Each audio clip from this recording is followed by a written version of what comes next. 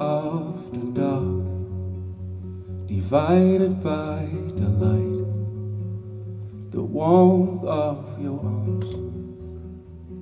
Ik heb het binnen 3 dagen uitgelezen, maar ook meer nachten, want ik kon het gewoon niet wegleggen. Het was echt heel erg, ja, het greep me wel echt vast, zeg maar. Well, it's really a book about two people who should be similar, who grew up together and have the same parents, but then the same incident, the same catalyst, provokes them to react in 2 entirely different ways. And one is a good guy and one isn't. And it's really a book about the effects of environment and circumstance on an individual and what it prompts them to do. Mark the spot and take what's there for you. It's all for you. It's all for you. Do you think genetics in a person are the stronger part that determine the actions? No. Given in this, or is it the circumstances and the person's own will? It's the person themselves, not the body. You know, I mean, I'm a firm believer in the spirituality of human beings, and I believe that people arrive with a personality. You know, and I believe also that there's something beyond the death of one's immediate physical entity, you know what I mean? So I think, you know, I was asked this afternoon, is it nature or nurture? I'm very definitely in the direction of nature. I mean, nurture, yes, educational, environmental, social and familial influences, but I think those external influences act as catalysts to prompt something that's already inherently there. You know, I mean, I'm of a generation that was, I think, overwhelmed by American culture. We were overwhelmed by American culture as children. I kind of had an odd upbringing. My father disappeared before I was born. I think he kind of had some premonition that trouble was on the way and he just got out as quickly as he could. And then my mother died when I was 7. My grandfather on my mother's side had drowned in the 50s, so I never knew him. And obviously my father's parents I never knew because I never knew my father. I found out my father's name a few weeks ago actually, but I'm not going to look him up, even though he owes me a lot of pocket money, 40 years worth of pocket money. So I was sent when I was 7 to an orphanage for 9 years.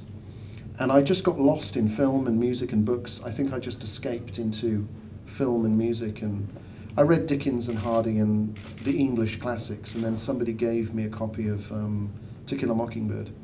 And I read that and that was it. It was all over, you know. And then from there it was, you know, Willa Cather and Carson McCullers and Steinbeck and Hemingway and Cormac McCarthy and those kind of authors I really love. James M. Cain, Raymond Chandler. Those were the ones that really spoke to me. That's the hardest question that you could ever ask anybody. That's like asking somebody what's your favourite song. That's a very, very difficult thing. However, if you sent me in exile to a desert island and said I could take 10 books, that would be okay. Perhaps In Cold Blood by Capote, The Shipping News by Annie Proulx, maybe It by Stephen King. I started writing in the latter part of 1987, and over the subsequent 6 years I wrote 22 novels, and I sent them everywhere, in the UK and in America. And I accumulated a heroic mountain of rejection letters, 600 of them, 500-600 letters of rejection. The nicest ones I've kept, you know. I've kept the nicest 200, you know, just for nostalgia's sake. And I quit writing for 8 years. I stopped writing for 8 years. And I pursued interests in photography and journalism, and I was actually going to do war journalism. I was going to be a war photojournalist. And I had a tremendous amount of debt because I was working for charities and you know, humanitarian organizations and earning no money. And I had to take a job, a regular job, in order to earn some income to pay off this debt. And I was going to go to Angola and cover the Civil War. That's what I intended to do. Not a particularly sensible choice of profession, but this is what I wanted to do. And while I was working for this company, 9/11 happened.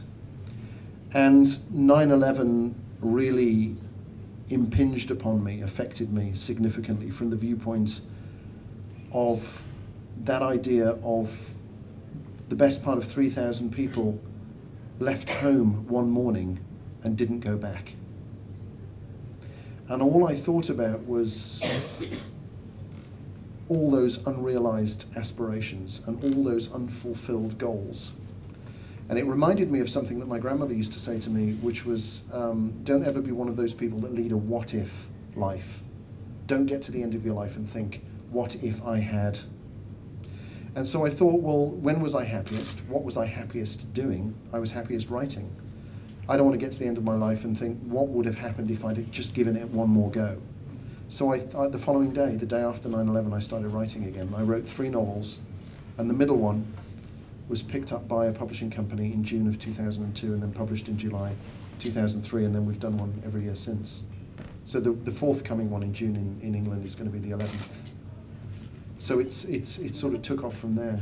But from the day that I started writing to the day that I actually got a publishing contract was 23 novels in 15 years, with an 8-year gap of writing nothing.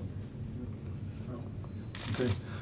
Finally, the sort of the random violence that Digger commits in this book, it made me think also of the shootings in the schools. I remember bringing my kids to school the morning after this happened in the States the last time, and you know, this could happen here too, and there's nothing you can do about it. Is that also a character like Digger? Is that the most scary kind of violence? Because anybody here, you know, you could walk out of a bookstore now and meet somebody like this? Or well, I think, you know, things like that, incidents like that, just serve to remind us that life is precious, but it can also be very fragile.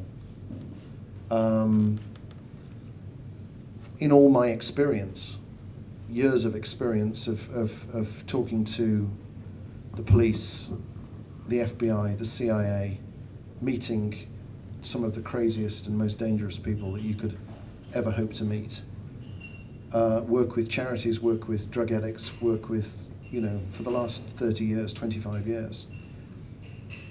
The thing I know and I believe is that the dangerous ones make up the tiniest percentage imaginable, tiniest percentage.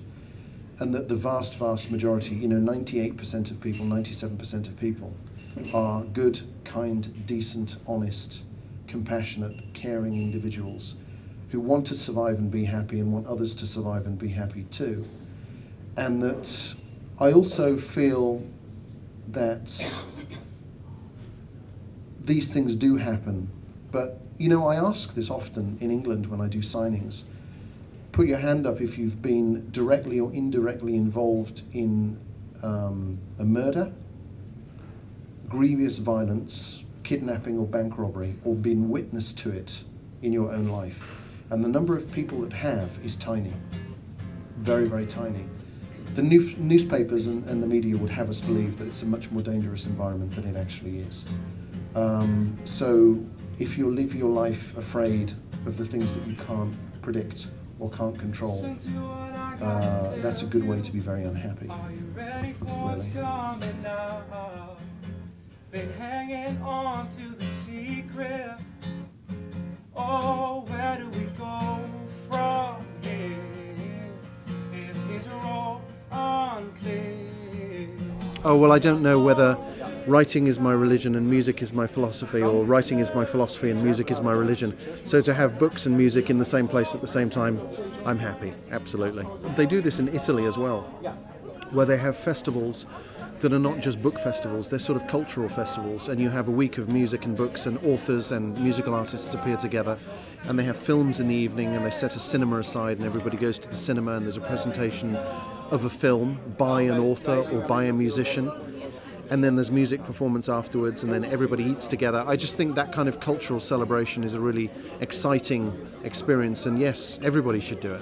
I mean, it's a great, great pleasure and a great honour to be in Holland. It's the 3rd or 4th time that I've been in Amsterdam. It's a city that I have grown very fond of.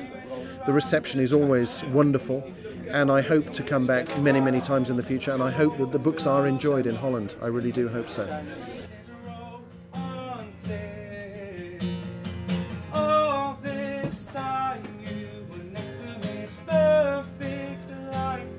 Only